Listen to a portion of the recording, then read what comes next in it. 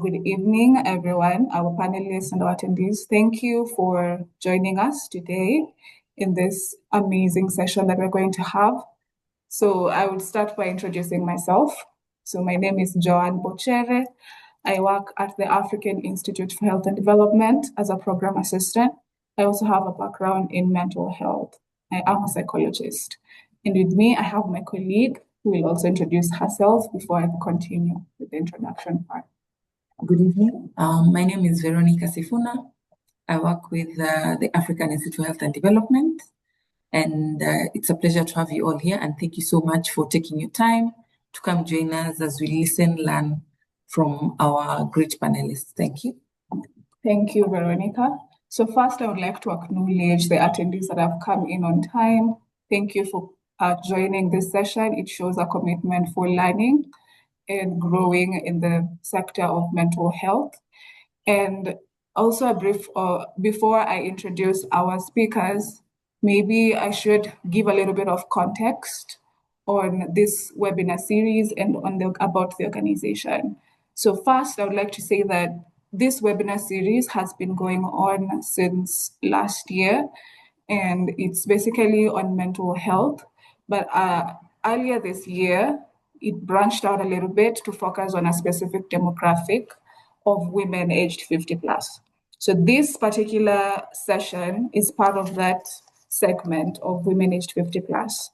And as our way of commemorating Suicide Prevention Month, we decided to have this webinar that will talk about suicide prevention and suicide as a whole, while also narrowing it down to this specific demographic of women aged 50 plus. And also, if any of you would like to see our previous webinars, you can find them at our YouTube page. It's called AIHD Media. And also, if you check in our LinkedIn page, you will see in some of the posts, you will see links to this specific YouTube sessions from before. And before I introduce our panelists, my colleague is going to give a little bit of a summary or context of AIHD and what we do. Thank you so much, Joanne. The African Institute for Health and Development, AIHD, is an NGO that is based in Nairobi, Kenya, and has operations within the continent. It's mainly involved in addressing key health and development issues, including neglected tropical diseases, non-communicable diseases, mental health and injuries, through evidence-based programming, conducting research, training, and advocacy, and supporting policy discussion on issues that are contextually relevant to Kenya and all the African countries that we operate in. Thank you. Yes, and if you want to know more about AIHD, you can visit our website. It's www.aihdint.org, or you can visit our other social media platforms under the same name of African Institute for Health and Development. We are on LinkedIn, Twitter or X, and Facebook. So I think that's enough introduction on our part. So I'm going to go ahead and introduce our panelists for today. So today we are joined by very beautiful, intelligent, strong women with us.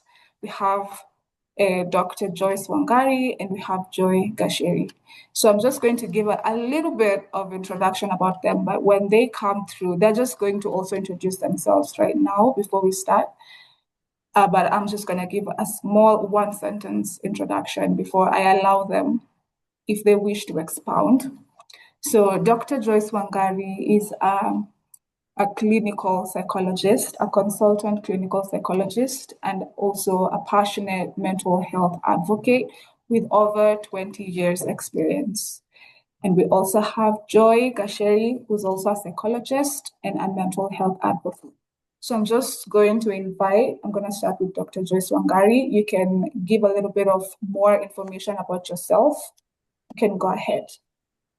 Thank you very much for these wonderful invites, and to all our Zoom troopers. I see we're almost 30 and people are still joining. It's fantastic to be with colleagues, friends, and the general audience.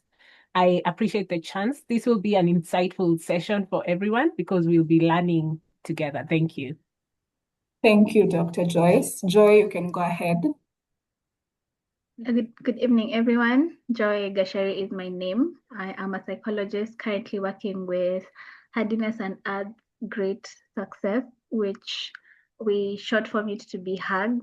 And I am a mental health advocate, and I'm very glad to be here. Once again, thank you for this wonderful opportunity, Joanne and the team, to be able to be part of the voice in regards to spreading awareness about suicide and talking about how to prevent suicide.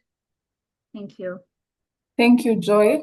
So I'm just going to give a little bit of ground rules or housekeeping before we start. So for our attendees, you can interact with us, that is the panelists and the facilitator, through two options. There's the chat, and there's also the option of raising your hand. So if you have a question, those are the options that you have. And I would like to encourage you, already we have given you the context of this conversation. It's going to be about suicide. So if you already have a question or you need clarification about something, you can immediately just start writing down your questions in the chat box. But you will not be able to raise your hand at this point, but you can start writing in the chat. After our first presenter, who is Joy, we'll have a brief Q&A, so that then we will check the questions that are already in the chat, and also you can raise your hand, and then we'll also allow you to interact through that. So this is how it's going to flow. We are going to have Joy, who will give a brief introduction about suicide prevention, just giving a little bit of context on Suicide Prevention Month, on why it's important to acknowledge and commemorate this month. She'll also give a little bit of context on what suicide is, basically. Then after the brief Q&A, Dr. Joyce is going to come in with a bit of a more specified content for women aged 50 plus. And then after that, we'll also have another Q&A session, and then maybe feedback, and then maybe punchlines towards the end, and then we'll finish at that. I hope we are all clear. So I'm going to invite Joy to start us off with the first part of the session. Once again, good evening and welcome to today's session. So I'll be talking about changing the narrative on suicide. And suicide, talking about suicide, basically getting to understand what suicide is, how we can be able to be a voice, how we can be able to change the narrative and the ideologies we have around suicide, since September is Suicide Prevention Month. So get ready, we'll be having a very open conversation. We are here to learn, and I look forward to interacting with us here. I can move to the next slide. Okay, so on our screens, we can see beautiful women with silver hair looking very wonderful. They have aged very beautifully. And the first thing that came to my mind when I saw this image was how growing up, I really envied women who had settled, you know, had retired, they had the money, they looked settled, you know, they looked like they're glowing, everything looks wonderful about them. And I'm sure all the women who are logged here who are over 50 do look wonderful. But then the thing that I didn't know was that sometimes they go through challenges, but they're not visible. So for me, I thought looking put together is enough. It doesn't mean that you have any issues. Only for me to realize that we all struggle, every single one of us. And so to all the women here in your 50s, even if you're not 50, you can be a strong woman and still struggle with your mental health. It does not take away from your womanhood. It does not take away from who you are as a person. And so talking about suicide in that context helps us by grounding us, first of all, that sometimes we do struggle and we are still strong at the same time. The two can coexist. Yeah, over to the next slide. And we can talk about the Suicide Prevention Awareness Month, which is September. So every September we get to celebrate and talk about suicide, and talk about maybe things we can do to mitigate and reduce the deaths that occur through suicide. And this year's theme, as we celebrated Suicide Prevention Day, which is usually on the 10th of September, was changing the narrative on suicide.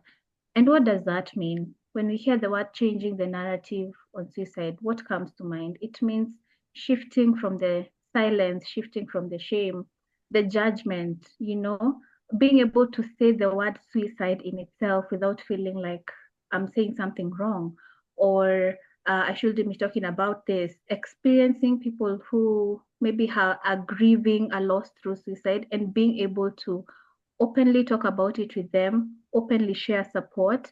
And for anyone who is struggling with suicidal ideation, knowing and giving them the hope and the information that there is help out here, so they don't have to really struggle by themselves. And what are some of the importances of commemorating Suicide Day? First of all, is to raise awareness, because when you know something, you're able to understand when your mental health is not working well. You're able to understand what suicide is, that it's a symptom of a mental issue and not necessarily a personal decision that people make. We're also able to break the stigma by opening doors for honest conversations around mental health, so that if you've ever felt the urge to attempt suicide and you openly talk about it, you won't feel ashamed. You won't feel like, you're the worst person who's done the worst thing on earth. Your family will be able to embrace you and be able to give you the support that you need, because really it's just a symptom of an illness. And if you're sick, excuse me, then when we understand what the illness is, then we're able to give you support. Another importance of celebrating and talking about suicide during the suicide month is it educates communities by teaching people to recognize warning signs and respond with care. Again, when you are aware of it, we can be able to pick on someone who is struggling with their mental health. You can be able to notice the signs early on. And then from there, we are able to curate a treatment plan. We're able to know, okay, maybe this person is struggling with suicide ideation, but on a milder level. So the support they will receive versus the support of someone who is experiencing extreme suicidal ideation will be completely different. So understanding the process that happens for one to end up attempting and maybe dying by suicide is very, very key. And these conversations are what help us know some of these things. Another benefit is that it promotes action by encouraging families, leaders, and health systems to step up. Because mental health is not just a one-person issue, it's a systemic thing. I take care of my mental health wherever I am. You take care of your mental health wherever you are. And the social system that you're in, whether you work at a certain place, whether you have kids and you take them at a certain place, whether you you engage with religion or spirituality at a certain place, all these areas have other people. And if they also understand the importance of mental health, the importance of taking care of someone who is struggling with their mental health, then we all rise collectively instead of just doing the work alone. And then when you go out there, other people are not equipped to be able to help you at whatever journey or whatever place that you're in. So talking about this is very important. I urge those listening here and those who will watch the recording later, talk about this any chance you get. It's only by talking about it and going past the awkwardness of it. Sometimes even just saying the word suicide in itself is like, we talk about this in hushed tones. I remember I once attended the burial of my dad's friend. No, the dad to my friend. Yeah. My friend had lost his dad through suicide, and his dad was around his 70s. And the burial was a bit hushed and we are quiet. It's, you can hear the stigma through you can feel it even in the air. So that's why it's important for us to have these conversations, to talk about this, so that we are able to understand and able to be of help. Over to the next slide. So what is suicide? Now that we've talked about September being a suicide prevention month and the importance of all this and talking about this, what is suicide? According to WHO, suicide is a serious public health problem with multifaceted causes influenced by social, cultural, biological, psychological, and environmental factors present throughout a person's life. And I really, really love this explanation because it does not put the blame on the one who is experiencing the suicidal ideation. You know, it brings the full picture of what suicide is. It is a symptom that comes about through all these different causes. It could be social, cultural, biological, psychological, environmental. You know, all these things come together. And once an individual is not able to go through that specific stressor, then their mental health will decline to the point of feeling super hopeless, feeling there's no point of going on. You don't see the light at the end of the tunnel. You feel like you're done for, your life has ended here.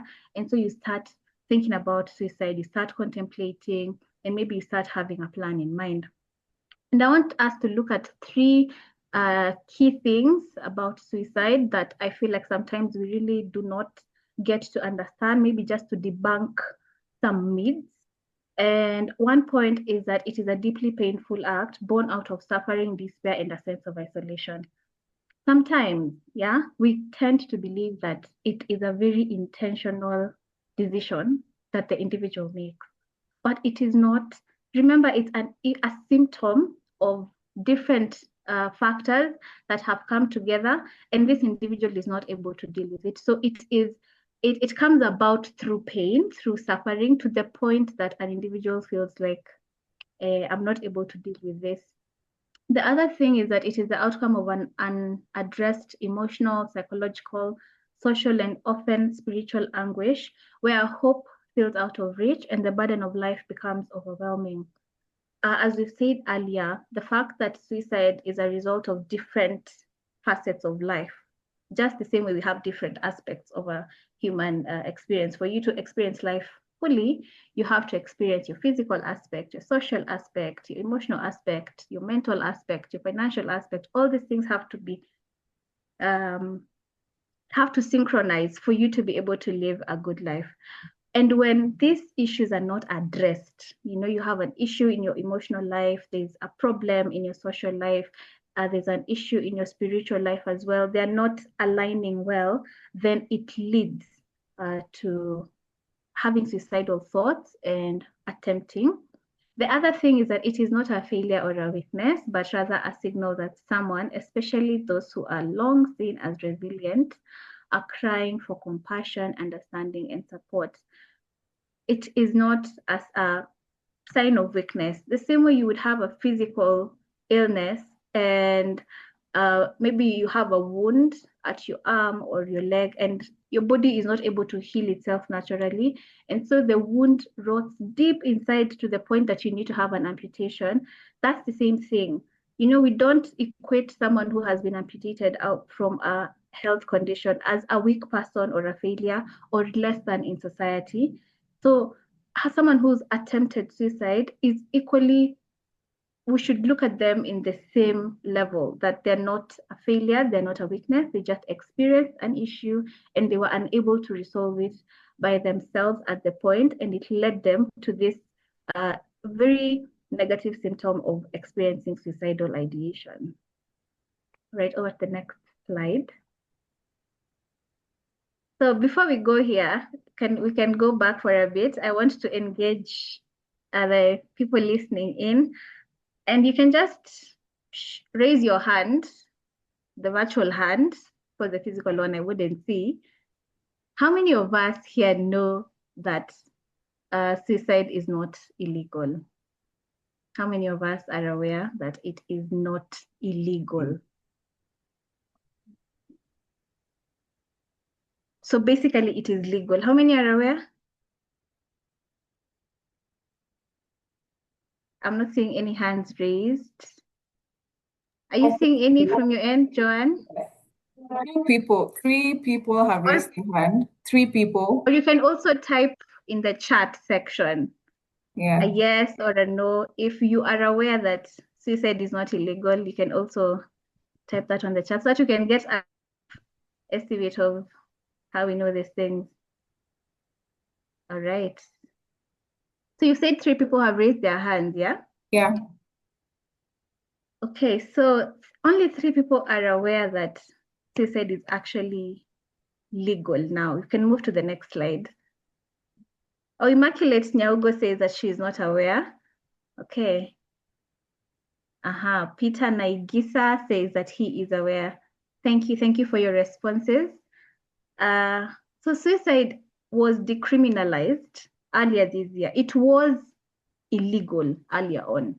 And what that meant was that if anyone had attempted suicide prior to January 9th this year, and the police officers got to know, then that was a legal case.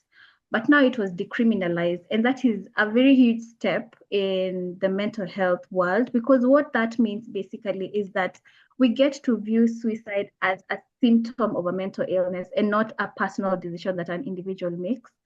So you can tell the people who you talk to, your friends, your colleagues, share the word out there that suicide is not illegal, because sometimes people fear asking for help, especially when they are at the point of, they are at rock bottom. They're actually between a rock and a hard place. They are so scared of asking for help, and they believe that the only way out is by attempting suicide. And they do it in such a manner that I have to not survive, because at the back of their minds, they know that if they survive, then they're coming to deal with a court case. But this is to encourage those of us who are struggling, or we know someone who's struggling, to tell them to seek help, not to encourage people to actually attempt or anything, but just to encourage them that there is help out here, and you won't face legal consequences after that. So for the ones who did not know, Immaculate and Evelyn, thank you so much. Right, so I've been corrected that it is decriminalized but not legal. Right, so it is not legal in the sense that it is allowed, but you won't face challenges. You won't face the criminal charges if you do attempt, because they understand that it is a mental health issue.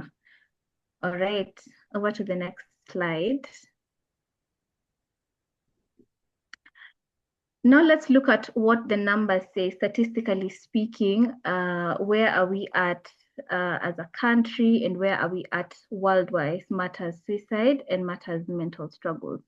So globally, around 700,000 to 727,000 people die by suicide, which is a very large number, and WHO lists suicide as that leading cause of death among young people, mostly between the age of 15 to 29. Also, 75% of suicides occur in low and middle income countries like Kenya, due to the different factors that affect mental health in such countries, like low income, the economy is not very stable. So these are some of the things that cause the cases of suicide to be quite high. And for every one suicide, there are about 20 attempts. So for every 20 people who attempt suicide, then one person dies by suicide. And in Kenya, every day about 4 Kenyans die by suicide. So every single day, we lose 4 Kenyans to suicide. And that's hundreds of thousands of lives lost each year. This means that on average, 6 to 11 deaths for every 100,000 people in the country are due to suicide. In Kenya, men are most affected. 8 out of every 10 deaths are male, but women do attempt suicide more often, but die a lot less compared to men. So men are affected much more by the death of suicide, but women attempt suicide much more. So women get to struggle with their mental health and attempt suicide more often, which does not necessarily lead to death, but men are most affected by deaths that occur out of suicide. Counties with high rates in Kenya include Kakamega, Kisii, and Meru, which have been flagged by police and hospital reports as counties where suicide cases are rising. So this shows that over time, the statistics of people dying by suicide are rising.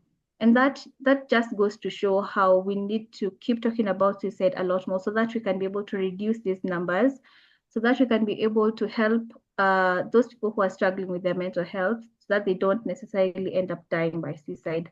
And in Nairobi, in just the first 3 months of 2023, 24 people died by suicide. Of these, 19 were men and 3 were women. This shows that even in the city, even with hospitals, churches, and support systems, people are still suffering in silence. So that gives us a pretty good picture that we are all struggling with our mental health in one way or another. And there is help out here, especially if you're really struggling with the suicidal ideation, you're not able to get enough support for your mental health, there is help out here. And that's why we keep having these conversations, these webinars, so that we can be able to spread the information out here.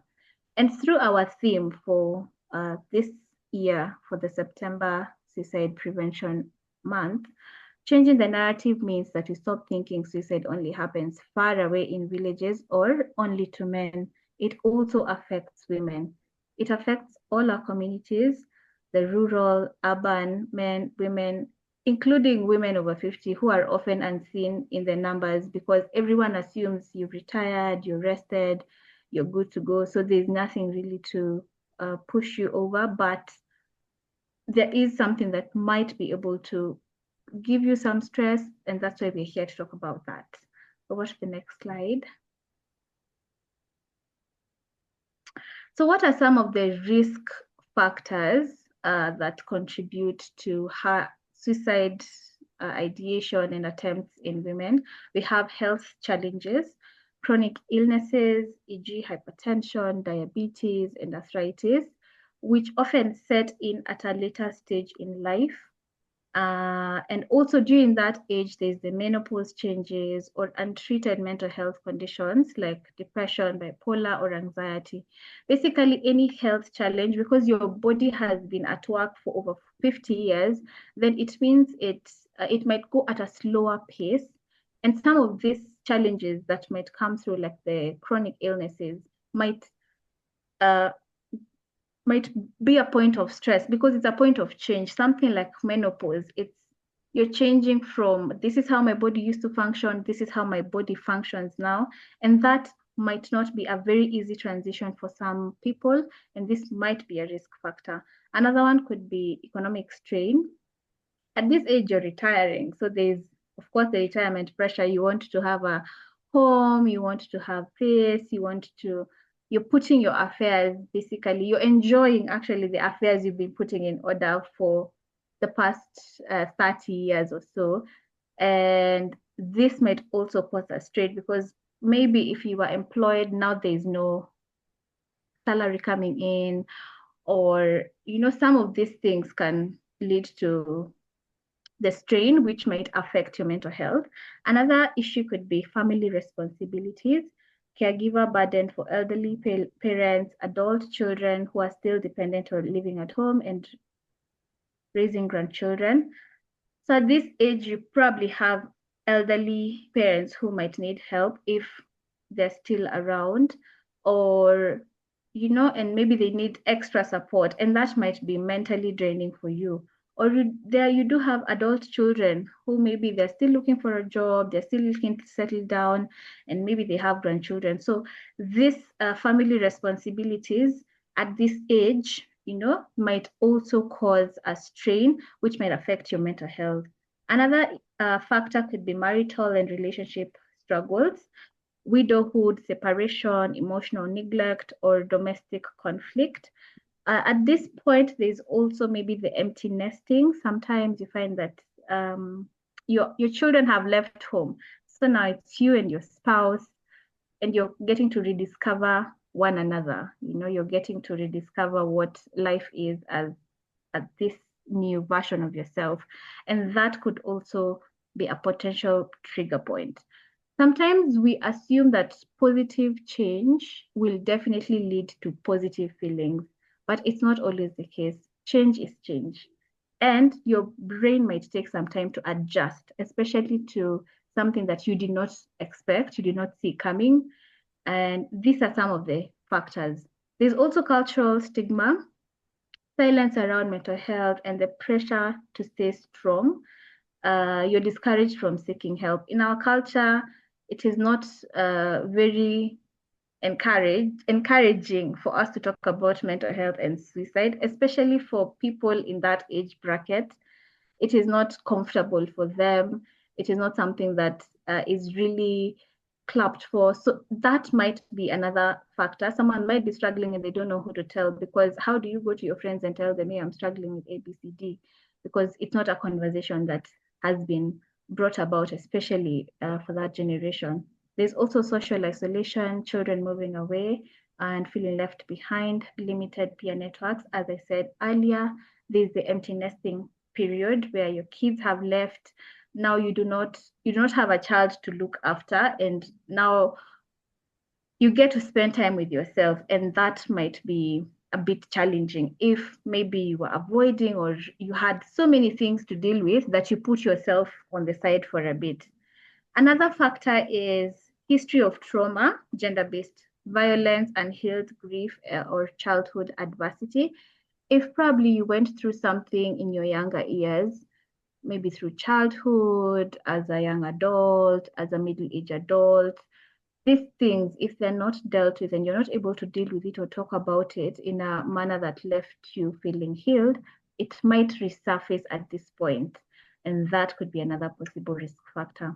Another one is substance use, rising alcohol use among women as coping. Sometimes women tend to turn to wine, and you might find that you have to drink your 3 glasses every single day, probably. Without it, you're feeling a bit, I'm not okay. Now that shows that you're using wine to cope. It's no longer just, oh, happy go, I'm having dinner, it's just a cup of wine. You're using it as a coping mechanism. And that is actually a very, very good indicator that something is not right and you need to seek help. Over to the next slide.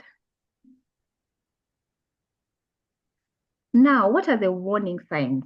We've talked about the risk factors, some of the things that can make you predispose you to attempting or experiencing suicidal ideation.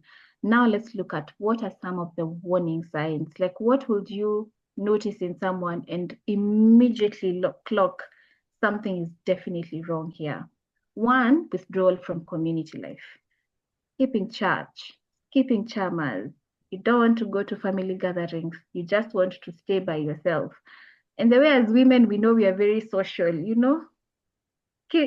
somewhere you have a chama that you're attending, you have this group of friends, there's this group of neighborhood friends, there's this group of people you went to school together with, primary school, maybe high school, maybe campus. We worked together, we did ABCD together, and now all of a sudden you don't want to be part of that. That is withdrawal and isolation, and that is a warning sign that something is going on. Another one is loss of interest. You no longer enjoy farming or cooking or activities that you once loved. You used to love crocheting. You sit with your knit and your Uzi and you're doing your thing, but now you don't want to do that anymore. You just don't feel comfortable, or you don't derive a sense of fulfillment or happiness doing what you once loved. That's also another warning sign. Another one is change in mood. You feel persistently sad, you're irritable, sudden calm after agitation, you experience anger, but all of a sudden now you've switched. So your moods are quite unstable, and they were not like that before. Another one is talking about hopelessness, saying things like life has no meaning anymore, or my children are better off without me. You get to a point where you feel like you're questioning, what's the point? What's the point of doing this anyway? What's the point of trying anyway? What's the point? I don't see the point. That is also a very good indicator that something is off and you need help. Another one is changes in routine. Maybe you used to wake up at a certain time. You freshen up, or whatever it is your routine was. You had a very set morning routine and you had a very set evening routine. But now all that has disappeared. You know, you're just winging the day. You wake up the time you'll wake up, you do whatever is done the time you'll do. In the evening, sometimes you shower, sometimes you don't. If you used to maybe cook meals before a certain time, now you're not the one cooking. Like everything is just disoriented and in a way that is affecting your day to day. You know, if it's 1 day, 2 days, maybe you're going through something at that point that you're able to handle. But if it's been weeks, months on end persistently, then you need to see someone, seek help, get to know that something is definitely going on. Another one is giving away possessions and things you once treasured. Maybe you had jewelry, you have household items, you have a certain sweater, a certain cloth that you really really loved, but now you don't value them anymore. That shows that your sense of joy and what you find joy in the small things is slowly eroding. That you don't care about the small things, you know. Another one is increased reliance on alcohol or medication or any substance really. It could also be the phone. Now you find that you're constantly on the phone, you're on TikTok scrolling day in, day out, you're on Facebook, you're just constantly on one thing, and that's what you're using to cope. If it's alcohol or whatever substance it is, you're using it as an escape so that you're able to cope because you're not able to deal with whatever is going on in your head at the time. And then lastly, we have seeking access to means, talking about pesticides, medication, or other methods, or just casually mentioning things that are a bit questionable and show that maybe you've really thought about this or you're really not okay. You know, maybe you're like, I bought this. This could be very good. Iratrat, naona nimeipangia. That's when you hear someone say that, that's definitely a warning sign that something is off. They're going through a hard time and they've thought about it. So they're even closer to actualizing. And so you need to seek immediate help at that point. Watch the next slide. So how do we change the narrative? I have SBB, which I want us to look at, which can help us understand how to change the narrative. The first S basically is spot the signs. Learn and share the warning signs of suicide because noticing can save a life. As we've talked about the warning signs previously, when you understand that when someone changes their routine all of a sudden and they're gloomy and they have isolated themselves, they're talking about buying a gun, they're talking about throwing themselves off a cliff, that is a warning sign and not attention seeking. It is a warning sign that something is definitely wrong. The first B is break the stigma. Talk about suicide openly with compassion, not whispers. We should speak about it boldly because it's an issue that is affecting us. Whether we want to talk about it or not, it is an issue that is here with us. And the earlier we learn how to talk about it, the earlier we create these spaces where it is safe and it's okay, the less the awkwardness and the more we'd be able to reduce the stigma. The last B is bridge the gap. So we've spotted the signs, we're talking about it, and we are doing whatever we can in our capacity to break the stigma. Then we need to bridge the gap by now taking action. So provide support access to care, provide support access to care. If someone comes and tells you that they're struggling with their mental health, they're feeling suicidal, do you know where to go? Do you know who to call? Do you have a contact person? Do you know of a safe house? Do you know of a psychologist who you can be able to talk to? You know, do we know the Kenya Red Cross numbers or any number for the free? There are organizations that provide free. They give numbers that you're able to talk to them toll free and they're 24/7. We need to be able to know these things so that we provide support and then we build this support holistically across all systems, individually and both as a collective system. Here we have an image that shows how we can be able to protect our mind from coming from garbage and gibberish to being able to understand what's going on in our mind. And we can only achieve this through being mindful, by being present, by sitting down and taking the time to understand what's going on in our minds. Over to the next slide.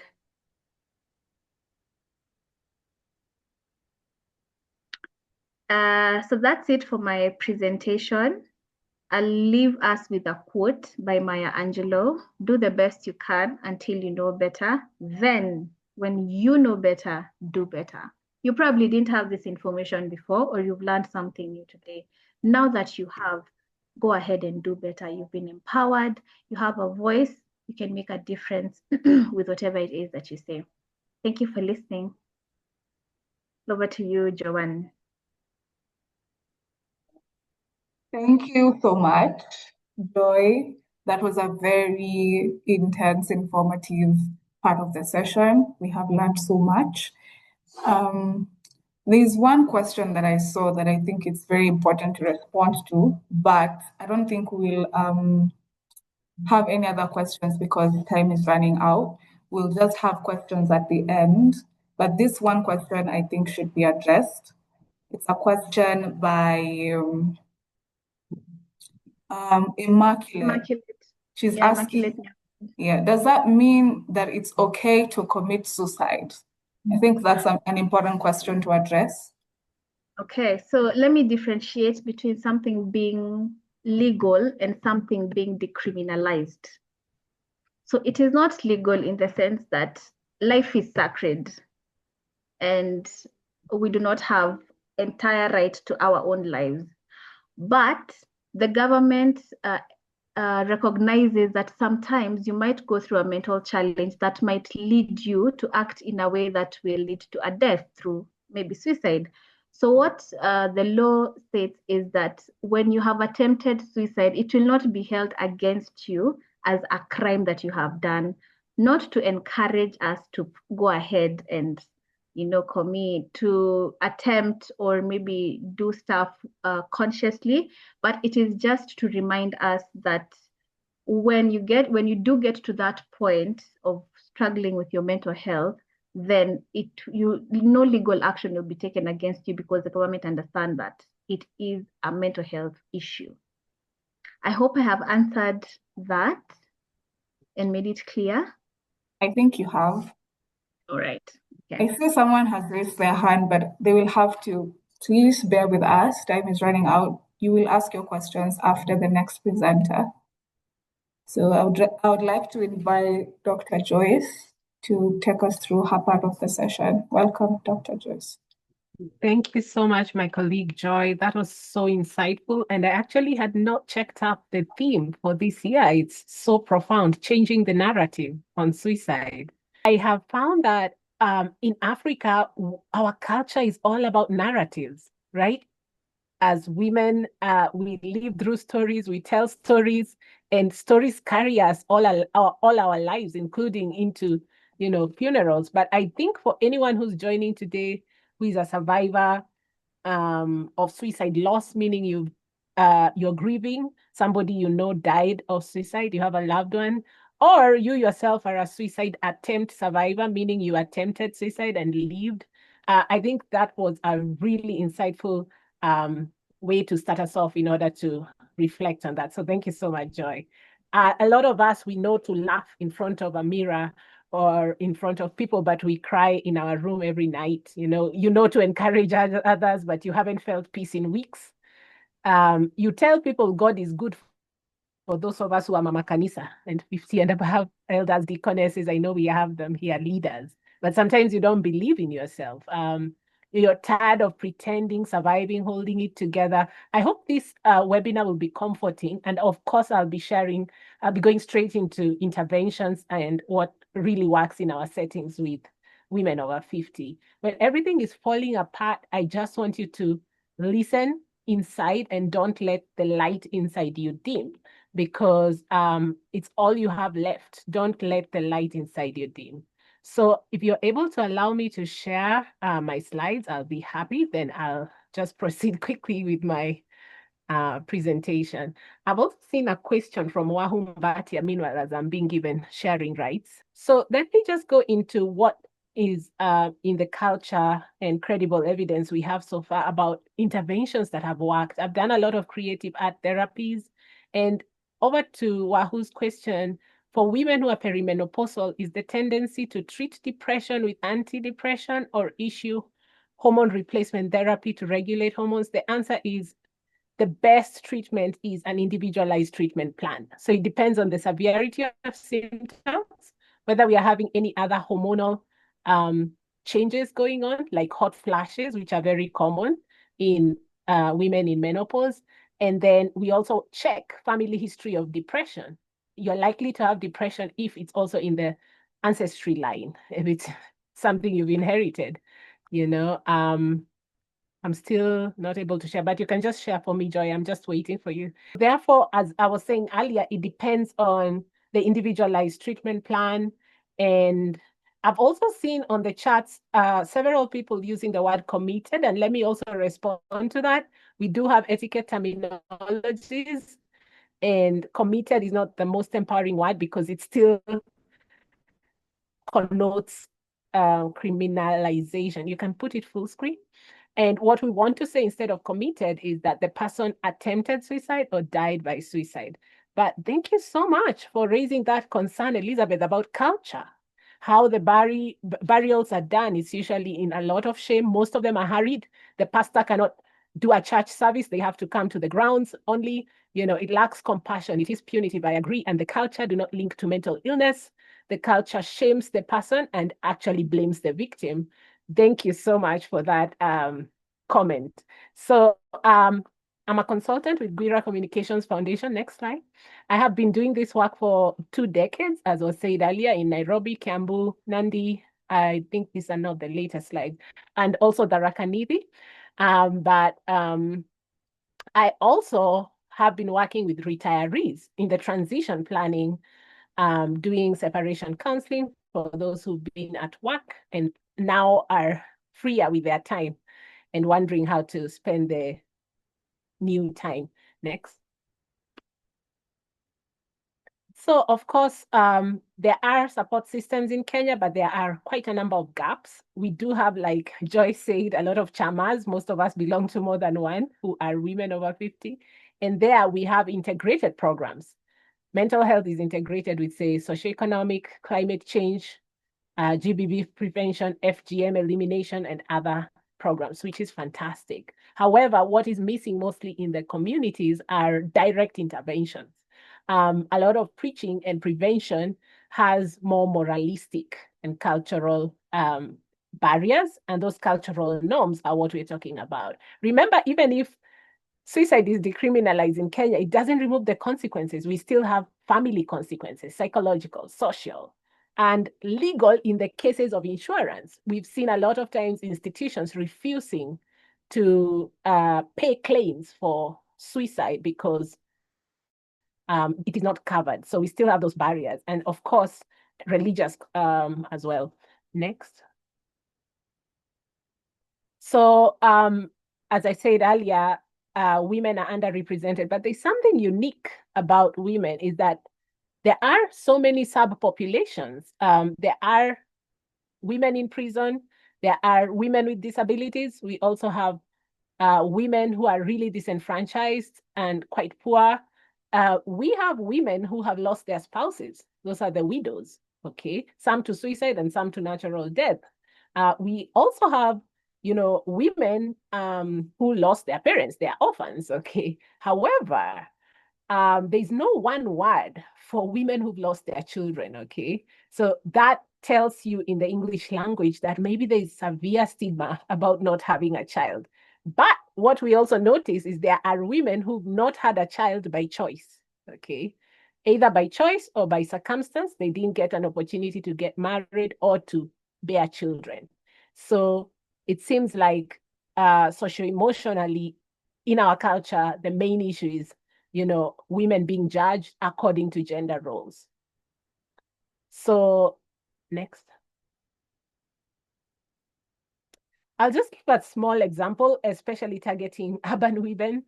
We see that including upper income, middle income, and lower income for the last 2 decades when I've worked with women, we have the main challenge being isolation. And if you can see, well-being includes psychological, somatic, which means the body, and social health. And the problem sometimes is even when a family is well endowed and has given a lot of resources to the older women, they might get into problems like gambling. Remember, almost all the vernacular radio stations in Kenya are inundated with too many gambling advertisements. Have you ever noticed? There are so many. Almost every minute, there's like a lottery gambling ad. So you find even the women who are in high income areas are idle, they're lonely, they might have a little disposable income, get into addiction, and around them are workers. So they seem to be taking over the house. And so therefore there's nobody to really keep check on, addictive behavior as it gets worse. And that's just an example of the combination of all the factors together. So under psychological, there will be negative thoughts, and CBT is one intervention we use to try and, challenge the negative thoughts and change them to positive. And in the affective, which means the feelings, we will also be working with those who are feeling sad, feeling gloomy, and maybe not being able to transition very well in order to have more positive feelings. But aside from that, somatic in the body, there are many changes happening, like we all know. We talk about adolescence in early life, when menarche is the beginning of, the growth of sexual reproductive hormones. However, aside from adolescence, there's a new word now called menolescence, where all the hormones that had been built up and had been consistent throughout the year now are breaking down. In other words, they're reducing in the body. And with that, you have the physical body fatigue, hot flashes, and a lot of women who are perimenopausal and menopausal. And so social is a big one, and loneliness is one of the major risks. Next. So what then does a person who needs to transition do? Remember, there is a confluence of aging, retirement, change of social roles. If you are having a high social status and maybe you had an income, now you're a pensioner. I've seen a lot of pensioners feeling guilty even just receiving that little money because they feel I haven't even worked for it, yet they forget this is the money that was saved up the days you were employed. And then those who are in business and never earned any pension also feeling like they're not able to work so hard even with their hands like before. So declining declining health is also an issue, more visits to the hospital, and we still have problems with access to general health, let alone mental health. Next. So the main risks are biological, psychological, and social, as I said. Next. And we can summarize them using the 6 Ds. Demography, that means if you're older, if you're a woman, you're likely to live longer than men, but you're likely to also have more illnesses. That is actually a fact from the WHO research about older women worldwide, okay? If your socioeconomic status, that's SES, is low, you don't have a lot of money, you're likely to have more risk for suicide. Of course, if you're a minority or marginalized, we're talking about prisoners, pregnant, because we do have women who get pregnant over 50, and then they're called geriatric, pregnancies. Any other marginalized groups, including gender minorities. Depression, any other mental health conditions. Depression is not the only condition that can cause suicide. Suicide can exist on its own, but depression is a common one. Then diseases, organic diseases in the body, anything happening with your neurology, immunity and things like that. Disability, especially when there is acquired disability, it increases the risk. Then disconnectedness, I already talked about loneliness. And the last D is deadly means. Most women attempt suicide, like Joyce said. However, it is the men who mostly succeed and die by suicide after the attempts. Next. So I'll skip the slides on what the definitions of well-being are in the interest of time. Next. Next. Next. I believe this will be available to you next. Next. Next. Next. There we go. So let's talk about some challenges and solutions. So for the cultural, shame, stigma, silence, and lack of awareness by spiritual leaders, I have been able to integrate, education and health access with spiritual care. So for most women, what it really looks like is psychospiritual care. The gap is really in empowering, especially clergy, spiritual leaders, in order to know the law, so that first of all, they're not working against the law. And then number two, to demystify the stigma around mental health. So I believe for the cultural barriers, we need to include, community leaders, spiritual leaders, and so on and so forth. Then, of course, economic. We need to think about communities of care. In developed countries, the government can pay directly into a care home and avail resources. Here in Africa, it's left mostly with the families. And there are some regions where it is acceptable to take your parent to a aging care home, while in other communities, it is seen as still a big taboo. There's a standing joke with a lot of women I've worked with who are over 50, especially those in Nairobi. They say, first of all, they never want to go to the rural areas. So they ask each other, so when we are in our 80s, where will we go? They say, oh, we are going to build a big, home for all of us.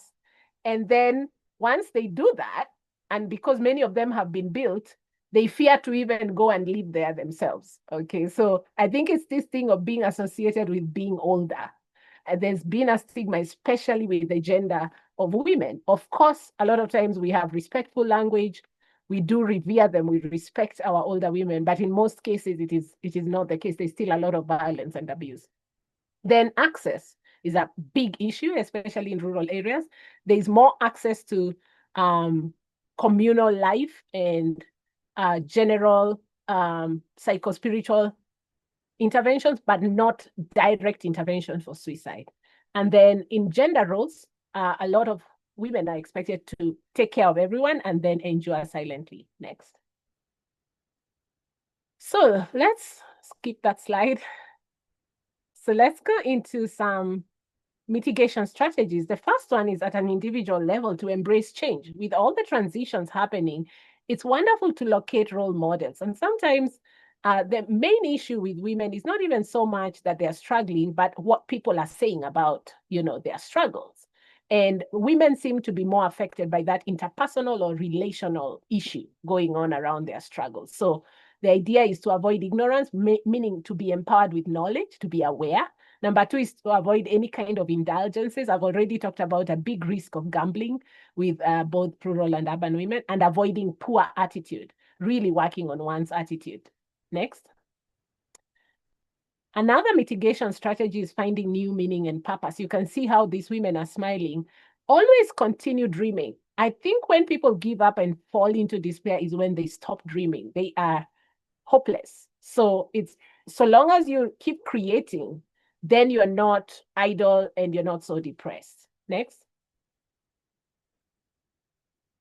The third one is to manage any ongoing stress, retirement issues, depression, anxiety, by responding rather than reacting to these things. Techniques like mindfulness, prayer, sharing with trusted colleagues, knowing who to share with, because sometimes women really struggle if they share with someone and that person betrays the confidentiality. Next.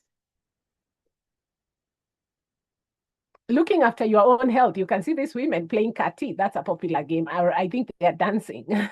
In Kenya, we have songs. Our culture is very rich, and there's many ways to be active in the community. Older people are looked up to for wisdom. So you can be organized and engaged and doing different things. Next. So let me just quickly mention the support systems as I finish. We do have government programs. There is a Healthy Aging and Older Persons Strategy 2022 to 2026.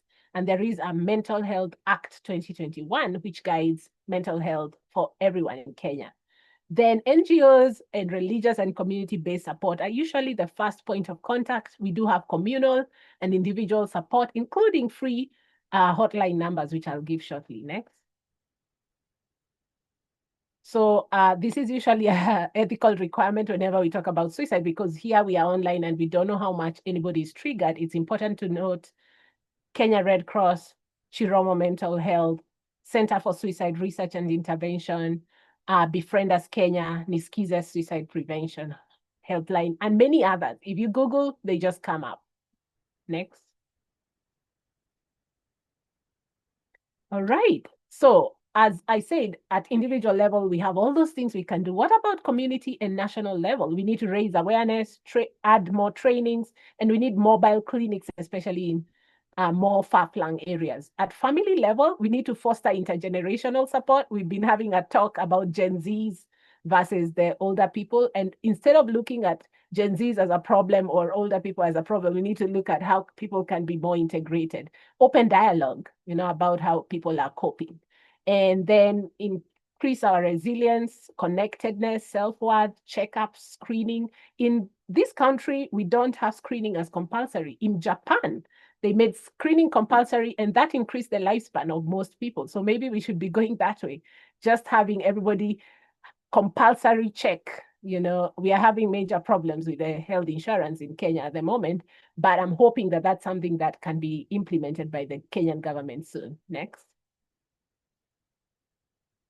So in our work, we do 3 steps.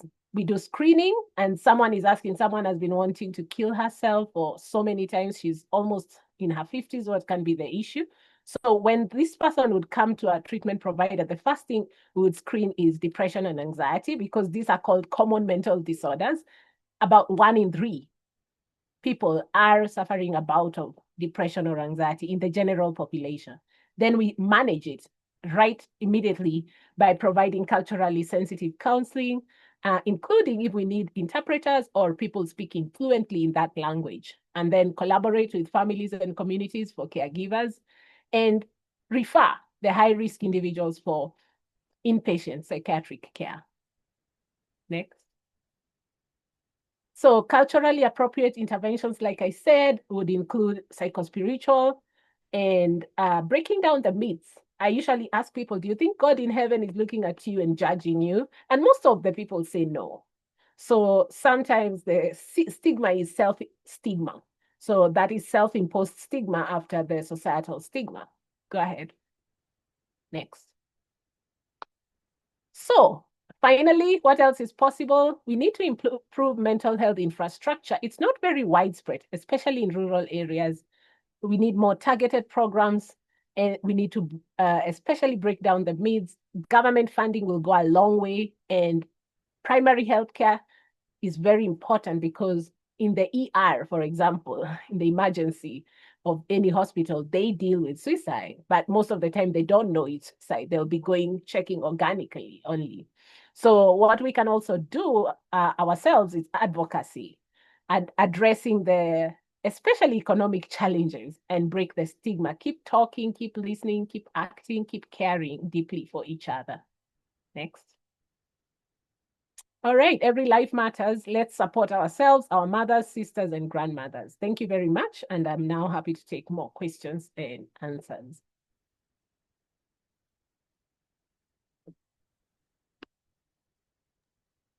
Thank you so much, Dr. Wangari, for that amazing presentation. I'm sure we've learned so much.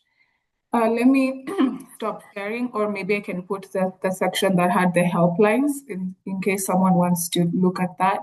As I look into the chat box for any, what has happened? For any questions that people may have. Just give me a moment. There it is. Just, what's going on? No. I can't access it. Let me look at the chart. There are people with questions here. We'll start with Elizabeth Ogwe. She says, a friend died by suicide on 10th September in 2025, which is pretty recently.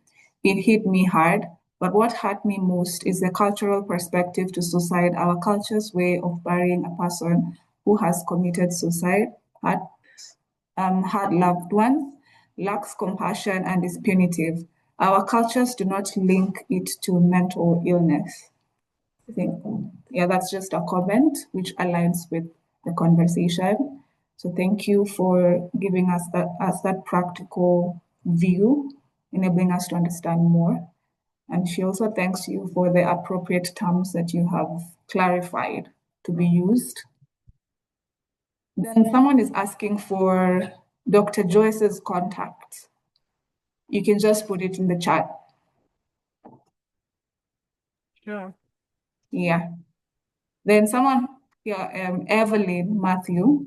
I have this person. Sorry, I'm not able to type to all the options, so I'll just type to Let Evelyn. me change that. Just a moment. Okay, thank you. Yeah, you can go ahead now. Evelyn Matthew has a question. I have this person who has been wanting to kill herself for so many times. I think you addressed that. I think that was addressed. Joy, yeah, and keep from fireflies Notika. I think those are the questions we had from this chat. Let me check the Q&A section. Yeah, they're just comments there about stigma. James Mwangi says, stigma is a big issue in our culture and religious interpretations. I deal with the clients in US and immigrants are, look, it seems incomplete, but I think it gives a picture of what Dr. Wangari was talking about. Yeah. So attendees, Dr. Wangari has put her contact in the chat box. Sorry, I'm not able to type it to everyone. Maybe you can type it for me. Thank you. Okay, let me just copy it. Just a moment.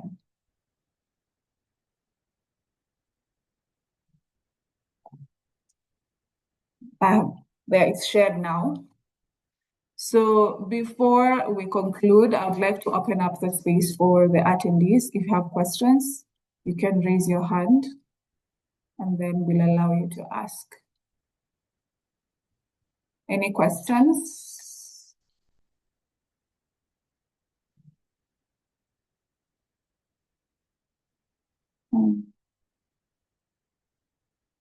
Okay, the people have raised their hand. Let me allow them to ask their questions. Just a moment. James Mwangi, you can go ahead. You can unmute and go ahead. Oh, thank you very much. My name is James Mwangi. I'm a psychiatric nurse practitioner. I practice in Kansas. And thank you very much for giving us this time, this webinar. I'm still working with clients right now, but I said, let me jump in and see what happens in my motherland. So I believe what I was taking, I asked earlier on is about advocacy, because it's still, I come from a very rural area in Kenya. When I visit, it's still a very big issue talking about mental health in general, and it happens even here in the US. So what can we do as a community just to tell people it's okay to be sick? It's okay that you're struggling, but there's help out there. And this Dr. Joyce or anybody can chip in and see what can we do? What like here in the US, it's just open. It's an open chapter that mental health issues is real, and we struggle. We are struggling, but there's help out there. Thank you. Thank you so much, James, for that. The stigma in Kenya is often reinforced by religious interpretations, cultural norms, and generational silence. Because Yeah. even people who have their loved one who died of suicide will not accept to have that written on the death certificate. They'd rather write accident or, What? we are just bereaved, the person just died. And my so God. it's a whole of society approach. As I said at the beginning, we are changing the narrative. So community-based storytelling, testimonies, personal testimonies are very powerful. Yes. I've seen the power of like role modeling, because peer learning, especially for older women, peer learning is really critical. And engaging religious and cultural leaders as allies. Okay. Yes. Yes. A lot of the pastors we have trained, clergy, who now are pastors, imams, and other spiritual leaders who are now certified in psychological first aid are so fantastic. They're now shaping the interpretation of scripture.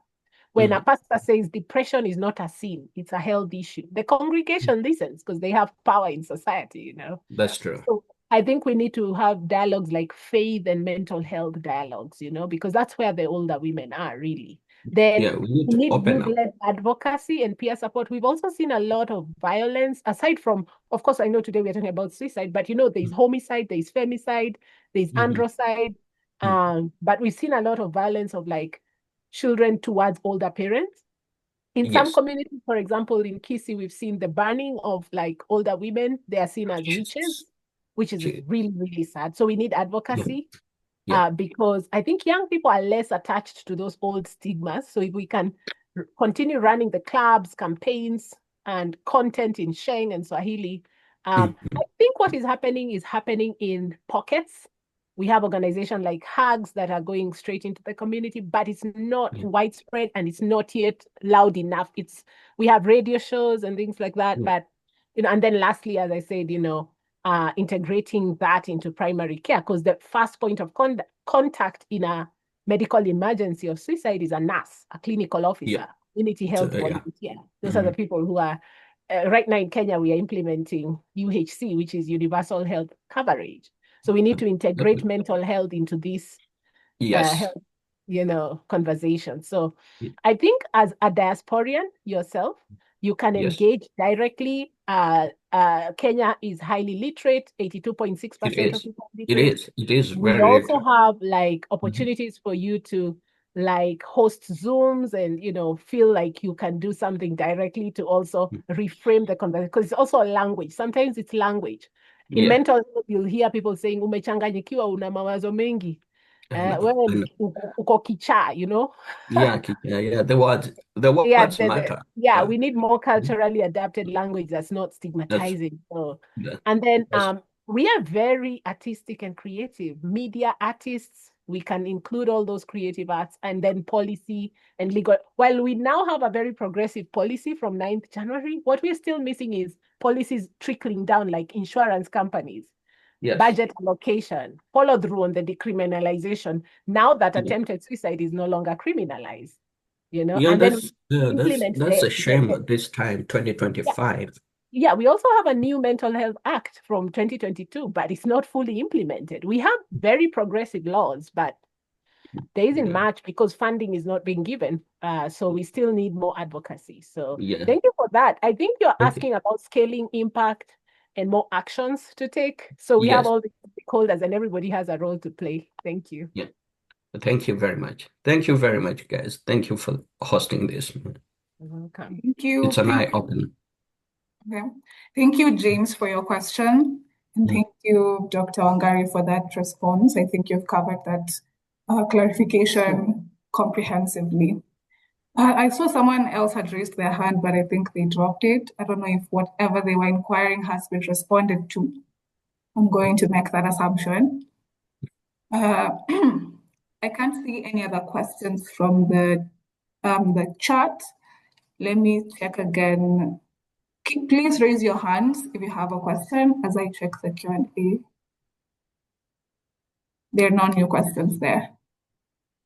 So I think if there is no other question, I think we can say that we've come to the end of our session today. I would like to express my gratitude to all of us, especially to our panelists and our attendees, for having this engaging conversation. Our panelists, your presentations were very comprehensive and they covered so much of the content. And I'm sure we've learned a lot. Personally, I've also learned so much. And emphasis has been laid on important, sensitive aspects of suicide. And I believe that we will take these lessons that we've learned today and continue to share in our communities and our social spaces. And I would like to, I can see a question. Would it be possible to share presentations? It will be possible if that's okay with the panelists. I have to inquire from them. Sure. It's okay. So we are creating a resource center where we'll be putting all our presentations, and the link to that will be shared in our LinkedIn page. It's called African Institute for Health and Development. I will also share that link with our panelists so that they can also share with their contacts so that they can be able to access the resources, and also information on the link for the YouTube page. After we have uploaded this session, a link will be shared also in our social media platforms, and I will also share with our panelists so that they're able to share in their platforms as well. And with that, and also it's important to note that after putting Dr. Wangari's contact information, I also put Joy's contact information in the chat, and I also put my contact information in the chat. So feel free to reach any of us with your concerns. We are available and we are ready to help you. And as we finish, maybe just a punching line from our panelists before we close. And we'll start with the one who presented first. Joy, you can go ahead. Just a line or two to finish the session. All right. So for me, I leave you with an encouragement that the power is within you. Everything you need to get better, it's within you. It's for you to actualize it, seek it, and work on it. But it's all within you. Thank you. Yeah. Sorry. So my Go ahead. conclusion is, you are not broken. Suicide is a crisis in our society, but it is something we all have the power, just like Joyce said. Thank you so much. Thank you. And I would also like to say that it's okay to not be okay, and it is not a weakness to reach out. I can see James Mwangi has raised his hand. I don't know if it's the previous reaction or it's the previous one. I'm not sure. Someone else has raised their hand. I don't know if we can allow them. Lydia Minor, is that okay? Okay. Lydia Minor, you can unmute and ask your question. Lydia? You can go ahead. Hello. Yeah, Hello, good we can evening. hear you. Thank you very much. I just want to appreciate the presentation. I was offering for some time, but at least I am refreshed. I thank you very much for this kind of thought. I hope we shall be connecting more often. Thank you. Thank you so much, Lydia, for that compliment. We appreciate it. So I think we can say we've come to the end. Thank you, everyone, and may you have a good evening. Goodbye.